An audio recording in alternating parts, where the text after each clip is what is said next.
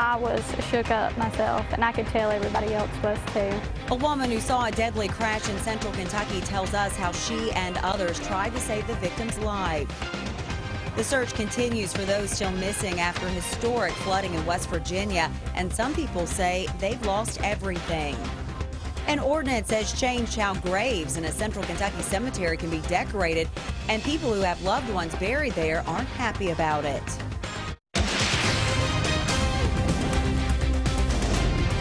This is WKYT News at 11. Good Friday night to you. We have finally caught a break from the storms, but if you have any outdoor plans this weekend, be prepared for heat and humidity. We begin tonight with meteorologist Jim Caldwell and no-wait weather forecast. Hi, Jim. And that is the focus of our forecast as well, Amber, tracking a very hot weekend around here. Heat index values, especially by Sunday, could close in on the 100-degree mark. That's what it's going to feel like when you walk outside here by Sunday afternoon, Sunday evening. Right now, we find ourselves running in a couple of spots, the upper 60s, but for the majority of the area, low and mid 70s. And keep in mind, it's just now past 11 o'clock at night, and we're still holding with these temperatures. Tomorrow, warmer than it was today. We got up to 87 degrees officially at the airport. The hot core will really start to push in for the weekend. You can see the hottest temperatures will still be just out to our west, but we'll certainly get in our fair share as well as we look at some of the highs for Saturday into Sunday. We can call it a little cooler the farther east you go. 88, 89 degrees for Saturday.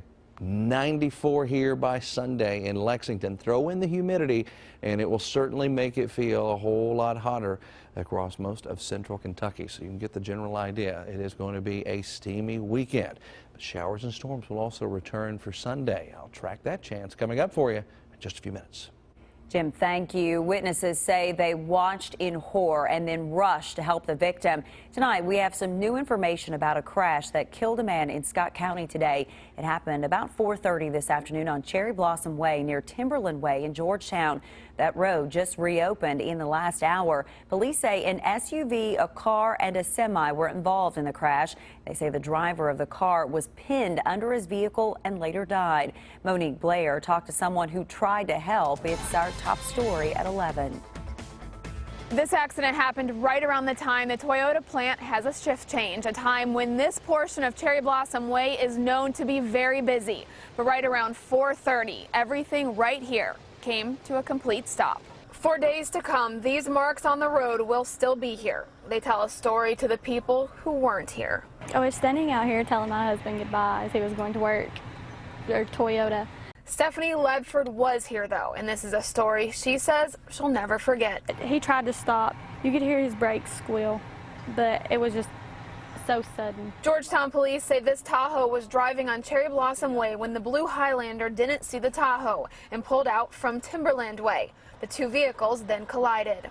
It was such a big boom. It was really loud.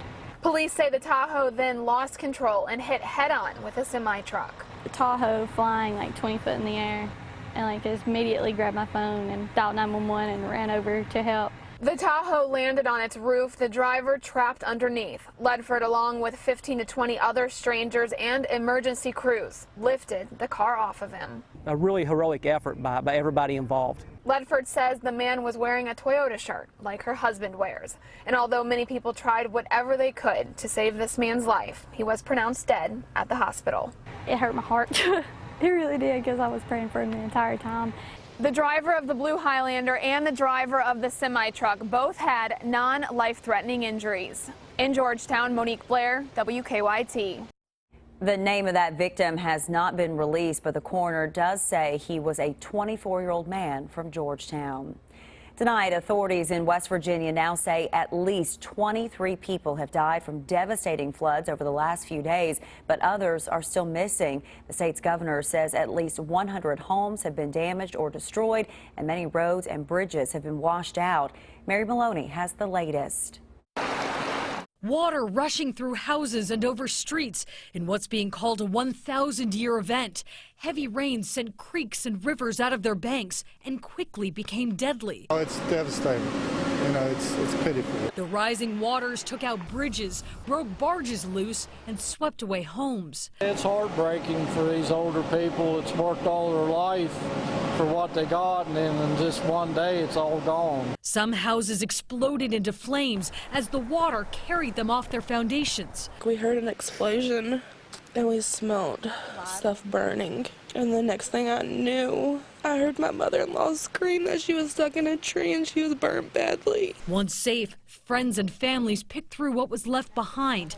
Bibles and pictures, part of the piles. Oh, Lord. Their belongings damaged by the fire and rain. I can't get the memories out of my head, especially with people who have lost loved ones. As the waters go down, the death toll rises, and many desperately hope those missing will be found alive. They said the last thing they knew of her was somebody threw her a rope, and then they never heard it anymore.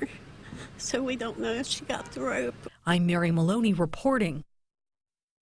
More than 500 people are spending a second night stranded at a West Virginia shopping center after floodwaters destroyed the only bridge leading to it. A few people decided to leave the Elkview Crossings Plaza north of Charleston by using a rope to climb down a hillside. The National Guard is building a temporary bridge so everyone else who is trapped can leave. Crews are hoping to have it finished by noon tomorrow. University of Kentucky President Eli Capilouto has received a contract extension which includes a large pay raise. The UK Board of Trustees approved a 3-year extension today, which takes Capilouto's contract through June of 2021. He'll receive a base salary increase from $535,000 to $790,000, which is a 48% increase. This comes as the board also approved a budget for the upcoming academic year, which includes a proposed 5% increase in tuition for in-state students. Capilouto's pay raise has some students upset. 48% is kind of a lot. Other than that, it should be going to other places in the school, and 48% for him, that's kind of an outrageous kind of raise. UK leaders say the board raised Capilouto's salary after reviewing presidential salaries at other Southeastern Conference schools. People often use them as a way to remember loved ones, but an ordinance in Junction City won't allow decorations on grave sites at the city cemetery. Decorations have already been removed from the cemetery, and that has many people in the Boyle County city upset. Victor Puente has the story new at 11. This trailer sitting behind the Junction City Hall is filled with mementos of loved ones. It came from the city cemetery earlier this week. He said that the workers were here taking items off of the graves, and they made him take up my grandfather's flag. How would they feel if that was their child? How would they feel if that was their spouse? How would they feel if that was their mother or father? Lori Chapman said she came on the anniversary of her son's death to find a metal marker placed by the funeral home had been pulled from the ground. The city ordinance passed in 2014 says no items other than headstones will be allowed in the cemetery, but these relatives say that ordinance hasn't been enforced until recently. I was horrified, absolutely horrified, especially with my dad and my uncle. I had to go down there and dig through the stuff at City Hall and find my mother's items. The group tells me they'll be meeting at the cemetery Saturday morning to place flags and flowers on graves. Then they said they'll be coming here to City Hall for what they're calling a peaceful protest. It's been, excuse my language, pure hell. This is the only way we have of memorializing our loved ones. The city did post a notification on their Facebook page on June 10th. There was also an article in the local paper. Jamaica Wathan says she's also hurt by the removal of several flags from the graves of veterans. She plans to be back here at 10 a.m. Why should the mayor be allowed to come up here and take that flag off of his grave, off of all these soldiers up here? You can't replace what they've taken. You can't take the hurt away. It's there, it's permanent. In Boyle County, Victor Puente, WKYT. Junction City Mayor Jim Douglas said he couldn't comment on the removal of the items other than to say the ordinance was very clear. New tonight, federal authorities have arrested a man they say put explosives in trail cameras in Harlan County. 39-year-old Mark Sawaf has been charged with possession of an unregistered firearm and making an illegal firearm. According to our news partners at the Herald Leader, investigators say one of the trail cameras exploded, causing a man to lose some of his fingers. Investigators say they've tied the man to that camera and two other cameras that had explosives in them. The newspaper says he is a licensed counselor with offices in Harlan and Lexington. New tonight, a fire caused some damage to a home here in Lexington. That fire started around 7 tonight at a home on Dakota Street off West 7th. Firefighters say the homeowner was doing some work in a crawl space and somehow sparked the fire. They say everyone got out of the home safely and they put the fire out within 20 minutes. Firefighters say the home has minor damage. Lexington police need your help finding 3 men they say are behind a string of guitar thefts around the city. In 9 minutes, see surveillance video of one of the thefts.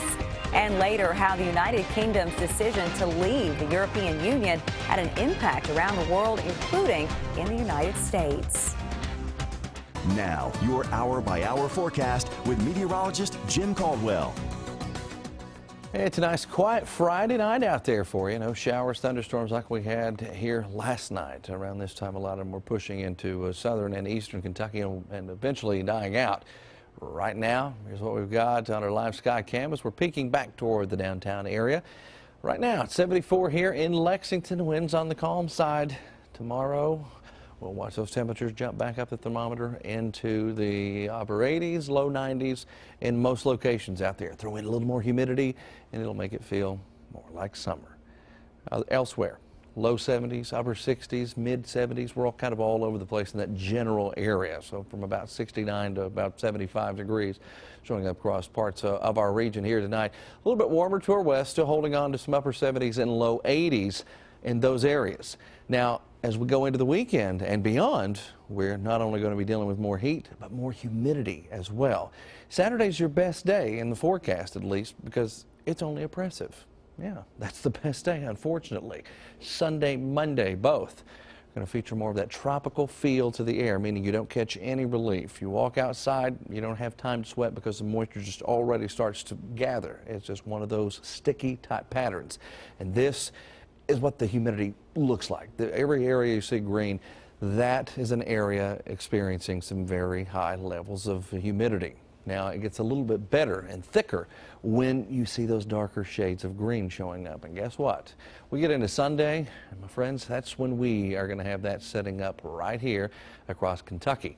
It's a tropical feel, those high dew point values, which combined with temperatures, it's going to push those heat index values close to 100 degrees. So that is what it will feel like on the outside Sunday afternoon, Sunday evening. Tonight on our Defender Radar Network, it remains all clear. We had a few showers pass by in parts of northeastern and certain sections of eastern Kentucky earlier and even more into West Virginia, but tonight, you see, it's all quiet. Tomorrow, we might have a rogue shower or a rogue thunderstorm or two, but that's about it. We go into the day on Saturday. There you see that very small chance. Try its best to pick up on maybe a shower here or there around noontime and probably into the afternoon as well, with temperatures hovering in the closer to the low 90s tomorrow, maybe a few mid, but the better chance of widespread mid 90s will not arrive around here until we get into your Sunday. That's the focal point for all of the heat, humidity, and another chance of showers and storms. So naturally, if you get caught under the rain, it's not going to be quite as bad. But look at that, breaking out into mid 90s all over the place. With the humidity present, that's where you get the values getting closer to 100 degrees as far as the heat index. Complex showers and storms sweeping in. We will also watch for a line to try to develop to our north that might bring stronger storms to parts of our area for Sunday as well. And that might, if it can hold together, certainly be something we focus in on as we get into Sunday as well. There you see 7-day forecast rolled out at you with the first few days of it, the last weekend of June too, by the way. All in the 90s with daily chances of showers and storms starting with Sunday and beyond. That is summer in Kentucky. Boy, those pools, lakes will be full and our air conditioners working overtime this weekend. You better believe it. You'll need anything you can do to stay cool, do it. Absolutely, Jim. Thank you. A new park in southern Kentucky offers a unique adventure. The story in 8 minutes. Tonight, Lexington police are looking for 3 men they say worked together to steal 9 guitars at music stores around the city. Police have obtained arrest warrants for Jeremiah Hager and Jerrison Banks, but they don't know the third suspect's name. Surveillance video from one of the stores, Will Cut Guitar Shop, shows 2 men walking in last Saturday looking at some guitars and even playing one of them. But at one point, the 2 men ran out the back door with the guitar. We have excellent security cameras, and this should be a deterrent for people because they will be photographed very well. Lexington police say stolen guitars are worth thousands of dollars. They say they've found 6 of them so far. A rough day for the stock market as the world reacted to the United Kingdom's vote to leave the European Union. The Dow lost more than 600 points today. Other world markets lost even more, and the British pound fell to its lowest level against the dollar in more than 30 years. British Prime Minister David Cameron also announced he's resigning. He had promised a referendum on the European Union, but campaigned for the United Kingdom to remain. President Obama says the U.S. will continue working with the U.K. to keep the global economy growing. But leaders of Scotland say they'll likely hold another independence referendum since Scotland overwhelmingly voted to remain in the EU. New tonight, authorities in California say 2 people have died while trying to escape wildfires there. They say the 2 victims were outside their house when they were overcome with smoke. Firefighters are checking burned homes to make sure there aren't any more victims. They say one of the wildfires has now grown to nearly 47 square miles and has destroyed 80 homes so far. A candlelight vigil will be held Monday night to remember a 10-year-old boy police say was killed by a hit-and-run driver. Stanley Turner died Monday after a car hit him on Rocklick Creek Road in Pulaski County. Police haven't been able to find the driver. Some friends of Stanley's family are planning the vigil. They say they wanted to do something to show support for his family. To let everyone know just how much this little boy was loved and to show the family that they're not alone, that we're all together. The vigil will begin at 7:30 Monday night in a parking lot next to the Science Hill Post Office. The new Ark Encounter Park opens in Grant County in less than 2 weeks, and park leaders are still looking to fill nearly 400 seasonal positions. The park will have a job fair at the Crittenton Baptist Association on Main Street in Williamstown on Thursday from 4 until 8. The Ark Encounter opens on July 7th. New tonight, if you are feeling adventurous, you can now swing from some treetops in Laurel County. The Treetop Adventure Park is now open at Levi Jackson State Park. It features a 5-trail, 60-element course that covers 5 acres. You have short zip lines, you have obstacle bridges, you have vertical bridges that you have to climb. You have obstacles that you might have to climb through something or over something. The Adventure Park costs $26 for people 10 and older, but if you live in Laurel County, you only have to pay $18. Pretty cool. Up next, we're looking back on last night's NBA draft. Jamal Murray, Skal Labissiere talk about what happened last night at the Barclays Center and the call up to the majors for a former Wildcat slugger. So it's an exciting time for him. Stay with us. Sports is next.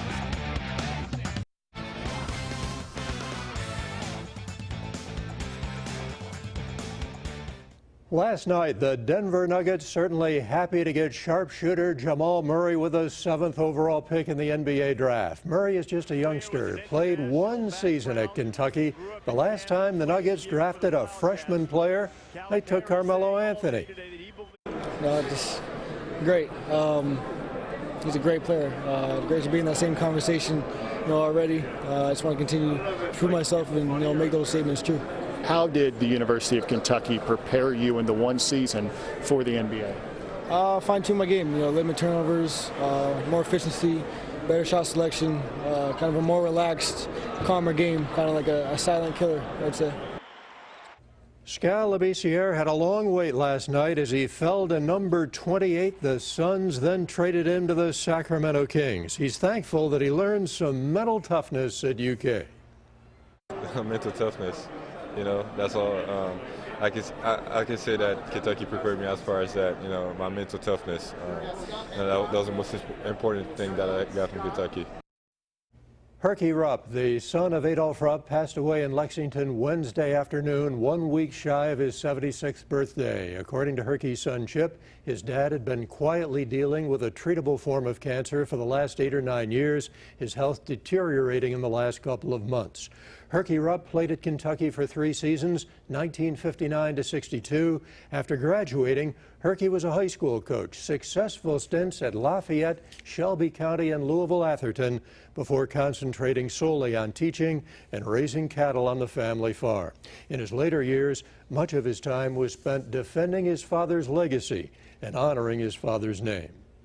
Visitation will be Wednesday, 4 to 7 at Millward Broadway, funeral 11 o'clock Thursday morning, and the burial will be at Lexington Cemetery. The Kentucky Pro Football Hall of Fame with its 14th induction ceremony tonight at the Opera House. The latest class, Blanton Collier, Council Rudolph, Warren Bryant, Myron Guyton, and Ray Buchanan, who starred with Louisville under Howard Schnellenberger. You know, being a part of a fraternity, you know, with a band of brothers that's all accomplished something that was great. They all have their own different stories, and now mine's being complete with them and having the chance to be around them too. So there's a lot of camaraderie being around these guys, and you know, being inducted into the Kentucky Pro Football Hall of Fame is something special. Now, speaking of Hall of Fames, it is Hall of Fame weekend up in Cincinnati. Pete Rose will be inducted into the Reds Hall of Fame tomorrow. Tonight, the 1976 Reds were honored at Great American Ballpark, 40th anniversary of the greatest team in Reds history. As for the game, the Padres in town, now managed by former Wildcat Andy Reid. San Diego just blisters Cincinnati pitching. Will Myers, 3-run double as the ball gets past Tyler Holt in left field, and San Diego goes up 11-4. Padres scored in every inning except the 9th, and they go on to whip Cincinnati 13-4. And the Houston Astros have called up former UK slugger A.J. Reed for the first time. He will play tomorrow night against Kansas City. In the minors, the 23-year-old Reed was batting .349 over his previous 10 games and .292 in 30 games since returning from a hamstring injury. So he will get the big league career started tomorrow night in Kansas City. We'll be right back. The Late Show with Stephen Colbert is less than a minute away here on WKYT. Tonight's guests include Kevin Hart and RuPaul. There you go. All right, get ready for hot, hot, hot in the bluegrass. You better believe it. Starting with tomorrow, we're back in the low 90s. Today, we didn't get there, which was fine. It felt great, especially this evening. But Saturday, low 90s. Sunday, that's going to be the bigger day as air temperatures in the mid-90s. Heat index values, guys, that day could close in on the century mark. So we're talking about 100 degrees. That's what it could feel like out there outside of rain. All right, enjoy your weekend, but be safe out there in all this heat. We'll see you back here next week.